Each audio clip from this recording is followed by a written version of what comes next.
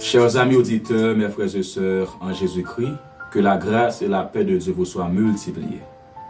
Finalement, nous sommes arrivés à notre dernière intervention de l'année 2025. Quel privilège!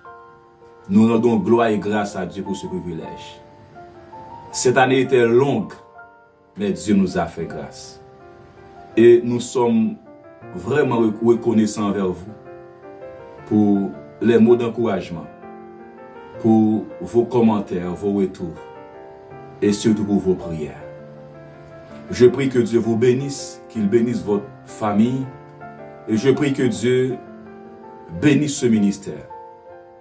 Et je crois que Dieu va nous accorder sa grâce pour commencer une nouvelle année avec plus de grâce, plus d'onction, plus de capacité.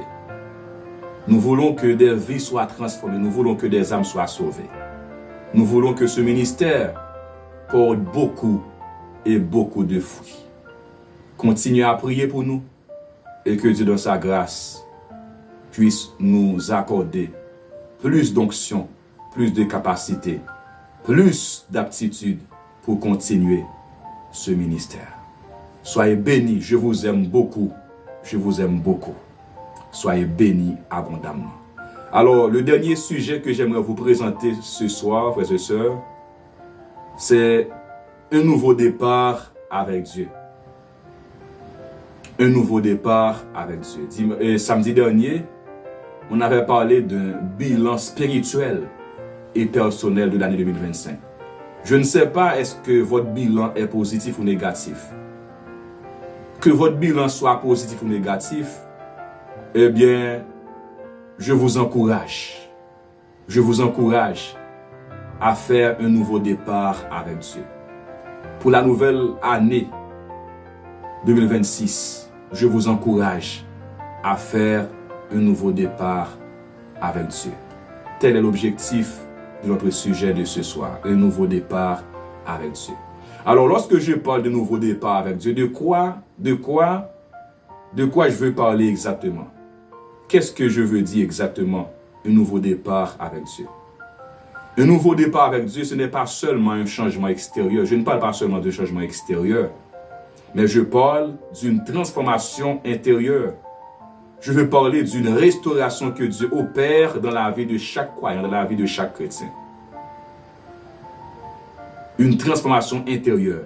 Lorsque je parle de nouveau départ avec Dieu, je veux parler d'une nouvelle vie conduite par l'Esprit.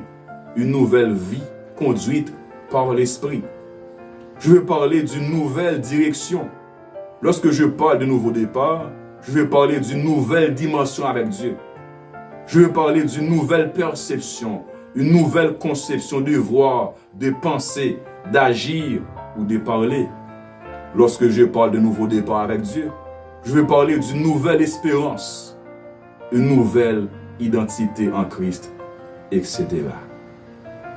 Maintenant, frères et sœurs, pour faire ce nouveau départ avec Dieu, pour franchir ce nouveau départ avec Dieu, il y a des étapes, bien sûr, à franchir. Il y a des conditions.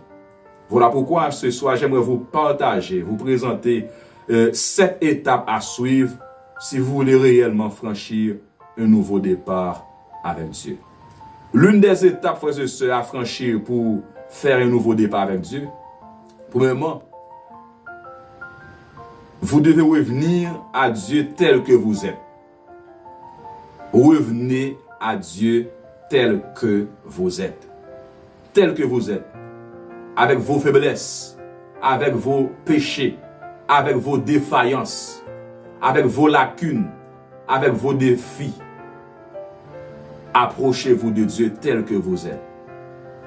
Dieu vous attend tel que vous êtes. Qui que vous soyez, approchez-vous de Dieu tel que vous êtes.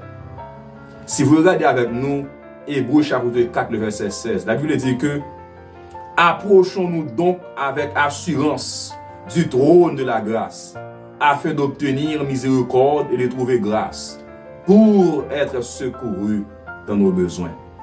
Approchons-nous donc avec assurance du trône de la grâce. Tel que nous sommes, approchons-nous. Avec nos faiblesses, approchons-nous. Avec nos défauts, approchons-nous. Et Dieu va nous accorder sa grâce. Il va nous accorder sa présence. Alors, un nouveau départ commence par la sincérité. Par la sincérité. C'est ça qui a crasé un peu les chrétiens. Nous manquons sincères.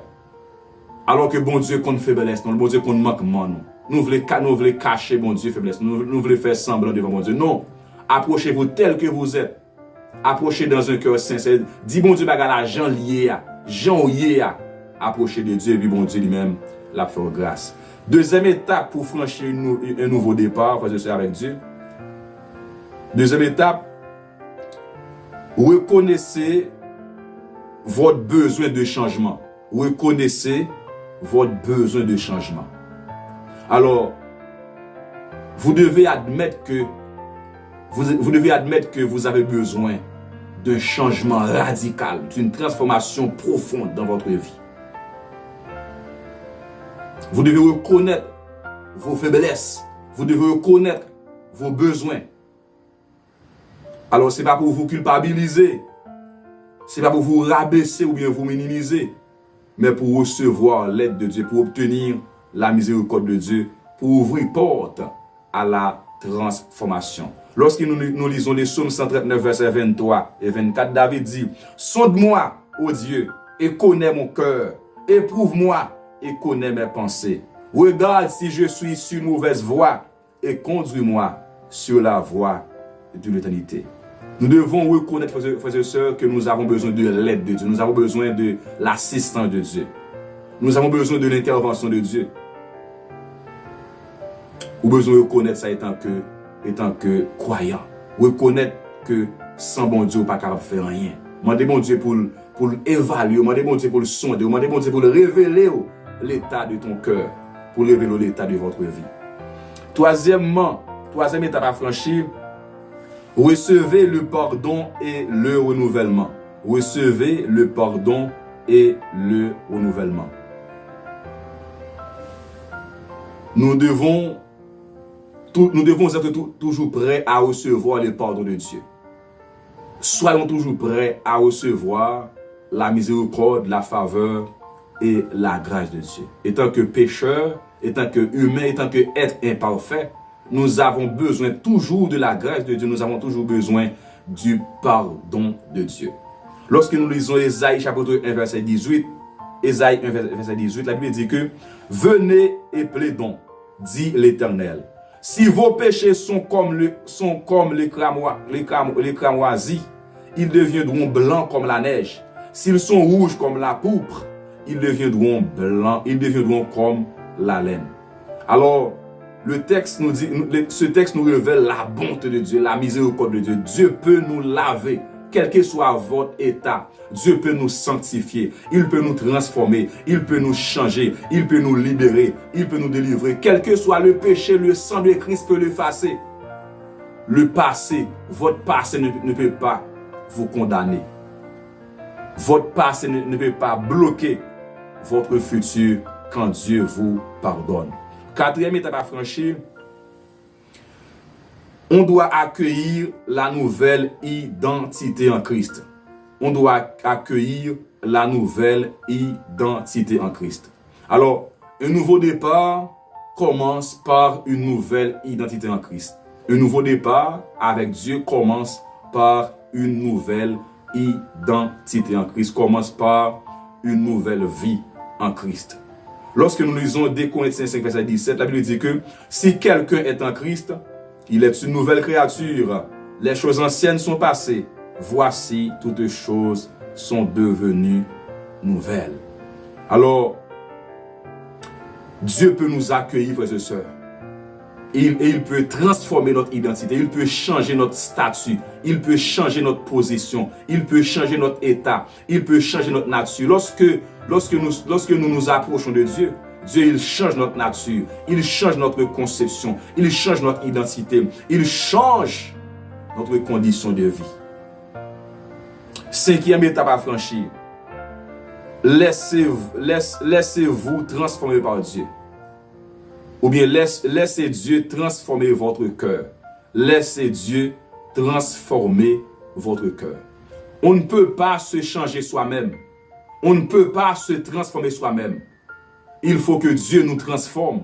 Il faut que Dieu nous change. C'est Dieu qui est capable de vous changer. C'est Dieu qui est capable de vous transformer. C'est Dieu qui est capable de vous libérer.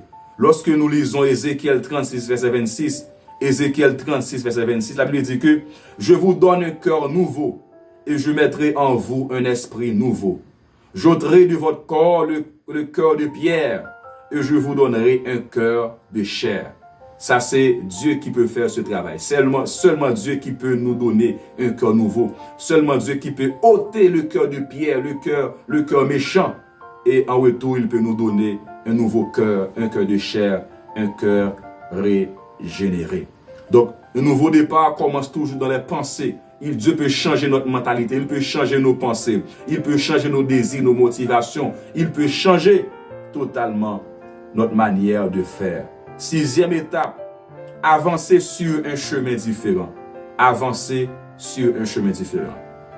Donc nous devons changer de direction, nous devons changer de voie, nous devons changer de position, nous devons changer notre manière d'agir, nous devons changer notre manière de penser. Lorsque nous lisons le psaume 119, verset 105, la Bible dit que ta parole est une lampe à mes pieds et une lumière sur mon sentier. La parole de Dieu peut nous éclairer. La parole de Dieu est là pour nous guider. La parole de Dieu est là pour nous orienter. La parole de Dieu est là pour nous éclaircir. La parole de Dieu est là pour nous illuminer.